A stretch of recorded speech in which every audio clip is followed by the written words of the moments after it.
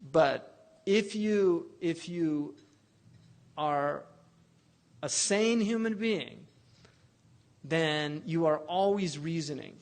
You're either doing it well or you're doing it poorly, but you are definitely reasoning. The heart has reasons that the head has no knowledge of. But if you fall in love, you get married, people say love is irrational. It's definitely got some irrational components, but there's a reason why you get married. There's a reason why most people love for reasons.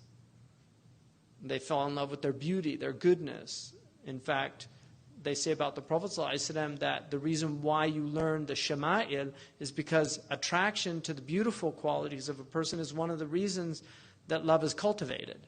So just reading about him, he was very beautiful. He was physically a very beautiful person. He was the most beautiful of men.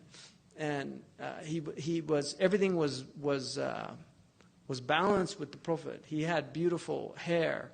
He had very wavy black hair. It wasn't curly, it wasn't straight, because everything about him is balanced. So even his hair was balanced.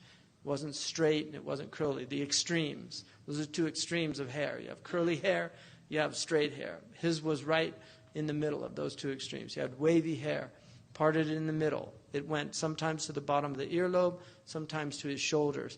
He had a very, very beautiful complexion. They said it was like the moon. And I asked one of my teachers, we were watching a harvest moon rise, and it was that beautiful color that's not white, it's off-white. It's like a wheat color. And I said, is that the color they meant? He said, that's the color they meant. It's not, because he lam yakun amhaq. He was not pasty white, like the moon when it's right up on the sky. No, he had a reddish tint to his complexion. He had beautiful eyes. He had very, very white. His whites, what they call, ophthalmologists in America call happy eyes. Very white. He had very, very white.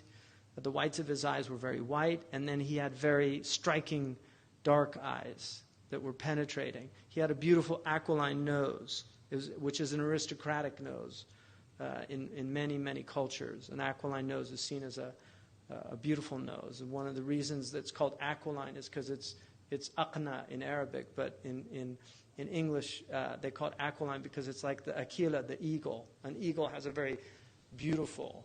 I once saw an eagle perched on a fence outside my house, and I just watched it for a little while, and I realized the eagle completely is aware that it's an eagle. If you observe an eagle, even for a short amount of time, you will see that an eagle is so aware that it is superior to every other bird. And the way it just looks around like, I am not afraid of anybody or anything. It's just got this amazing. And so the Arabs love eagles, and they name their children after them. And they're very, very noble birds, but they have these beautiful aquiline beak. And the Prophet ﷺ had a beautiful forehead. And he had he had broad shoulders, he was very strong. And he had a very small, light hair that went down. But he wasn't hairy at all. His body was very, his skin he did not have a lot of body hair. But he had very slight hair on his chest that went down to his navel. Very strong legs. He had strong hands. He walked in a very distinct way. Those are all qualities that if you study them, it actually makes you want to see him. I want to see that. I want to experience that. And then they describe how he spoke and the mellifluous nature of his speech. It was when people listened to him, they were enraptured. And when he spoke, it was like birds perched on their heads. It was as if there were birds perched on their heads. They were just so intent to hear what he had to say. But the reason that they describe that is because that's one of the reasons that you love a person, for physical beauty. And then you love them also for their character.